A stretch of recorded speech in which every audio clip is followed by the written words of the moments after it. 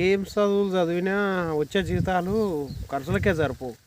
పేరుకు పట్టణంలో ఉండడు అదంతా లేకుండా ఊళ్ళోకి వచ్చి ఇట్లా వెనుక చూపించినట్లు 4 ఆవులు తెచ్చుకొని ఇట్లా షెడ్ వేసుకొని పాలు పిండుకొని ఈ పని అయినా చేసుకోవాలి.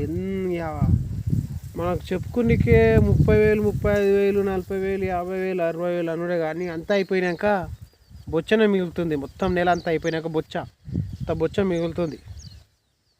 సో ఎట్లా అంటే మనము నీట్గా తిని ఇక మీద అది నీట్గా ఉండుడే. లాస్ట్కి వచ్చే వరకు ఏముండవు, గవ్వలు ఏముండవు, మొత్తం చిప్ప. ఈ 4 ఆవులు తెచ్చుకొని ఈ పాలదే బెస్ట్.